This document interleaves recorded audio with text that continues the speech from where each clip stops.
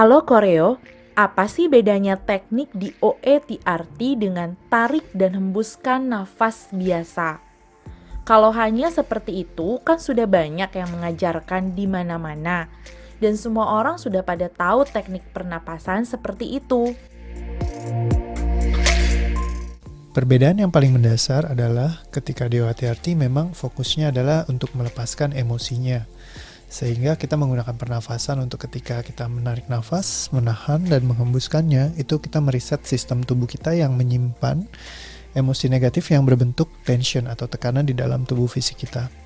Nah, berbeda dengan pernafasan pada umumnya, pernafasan itu biasanya digunakan untuk meredam atau memendam emosi yang ada. Jadi kalau misalkan kita lagi kesal gitu ya, oke, tarik nafas, tahan, lepaskan, tarik nafas, tahan, lepaskan. Itu biasanya untuk meredakan atau memendam emosinya. Nah, memang kelihatannya terkadang sama-sama tarik nafas dan melepaskan, tapi intensi kita untuk melepaskan atau niat sesungguhnya seutuhnya dari seluruh tubuh, pikiran dan jiwa untuk melepaskannya, itulah yang menjadi penting. Dan apa yang kita lepaskan itu juga kita tahu karena guided. Jadi apa yang memang penting, signifikan, yang perlu kita lepaskan, kita perlu tahu mana yang harus dilepaskan. Karena kalau cuma narik nafas, tahan, hembuskan, narik nafas, tahan, hembuskan, orang nggak akan bisa melepaskan emosinya. Ya, itulah kenapa banyak orang yang mencoba menahan emosinya dengan tarik nafas, tahan, lepaskan, tapi nggak ada yang terjadi apa-apa. Mereka tetap pemarah, mereka tetap stres, mereka tetap tertekan. Tapi kenapa yang mereka menggunakan teknik di OETRT ketika mereka sudah paham apa yang perlu dilepaskan dan mereka melepaskannya, sekali terlepaskan, seumur hidup terlepaskan, emosi itu tidak datang lagi, tidak muncul lagi, dan secara total mereka bisa jadi sembuh total gitu ya. Nah, ada gak Pak yang misalkan udah ngikutin di OETRT tapi nggak kelepas semuanya sempurna? Ada juga ya. Jadi bagaimana kita bisa teliti dalam melepaskan apa yang benar-benar sungguh-sungguh perlu dilepaskan, itu yang menjadi penting ya. Makanya kayak kadang-kadang kita tahu nih cara ngelepaskannya, tapi bagaimana kita melepaskannya gitu, dan apa yang perlu kita lepaskan, itu yang menjadi sangat-sangat penting sekali ya. Ibaratnya orang tahu caranya menembak, tapi menembak titik yang mana, itu yang perlu kita tahu. Kalau tepat kena kesasaran, tapi kalau enggak ya jadi kesasar. Jadi percuma kalau misalkan kita punya senjata, kita punya pistol, kita punya pedang, tapi kita nggak tahu mau motong apa, kita nggak tahu cara menggunakannya bagaimana. Jadi untuk bisa presisi dalam mengenali apa yang perlu dilepaskan gitu ya, kita perlu untuk membiasakan diri kita untuk memahami diri kita lebih lanjut, tahu apa yang perlu dilepaskan dengan sungguh-sungguh, sehingga ketika benar-benar terlepas kita akan terbebaskan. Ada sequence yang atau cara-cara tertentu yang perlu dilakukan, terutama kalau misalkan di sesi bersama yang saya pandu. Ya, saya akan memberikan langkah-langkahnya untuk melepaskan emosi yang tersimpan di bawah sadar kita dengan lebih mudah gitu.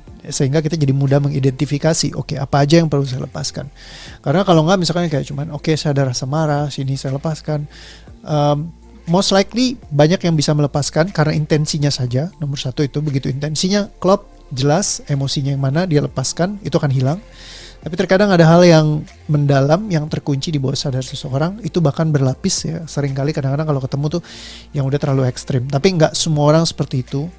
Jadi banyak sekali emosi yang cukup tarik nafas, tahan, lepaskan dengan intensi Anda sepenuhnya menggunakan di OETRT, itu lepas emosinya. Ya, tapi terkadang ada situasi, kondisi tertentu di mana kita ibaratnya kalau misalkan satu emosi udah kayak jaring laba-laba ya, ada banyak sekali dia terkoneksi satu sama lain, saling terhubung, saling menjahit satu sama lain. Nah, itu membutuhkan memang beberapa langkah-langkah tambahan untuk melepaskan itu semua. Itulah kenapa makanya ada coaching donasi ya, yang dimana Anda bisa ngikutin buat ngelepasin kalau misalkan memang ada yang sampai terkuncinya terlalu dalam dan signifikan. Karena terkadang juga ketika kita mau melepaskan, kalau kita ada pemahaman-pemahaman yang menghambat kita perlu wisdomnya, kebijaksanaannya untuk bisa mengerti dan memahami bahwa apa yang kita pikirkan ini memang perlu dilepaskan. Kadang-kadang ada yang nyangkut seperti itu. Tapi kalau Anda memang ibaratnya, saya emang cuma mau lepasin aja deh, sudah gak mau pusing lagi, saya gak mau capek lagi, saya gak mau tanya kenapa harus dilepaskan, tapi saya lepaskan aja. Most likely ketika gak ada halangannya sama sekali, malah dia akan lepas, tuntas, sama sekali hilang dari dalam hidup Anda selamanya. Jadi kalau ditanya apa bedanya dengan tarik nafas biasa, well, nomor satu itu guided ya, karena dipandu, ada langkah-langkahnya untuk melepaskan. Apa yang perlu melepaskan kita harus cari dulu, ya. Dan yang kedua adalah kita bukan meredam, tapi memang melepaskan secara total, yaitu dengan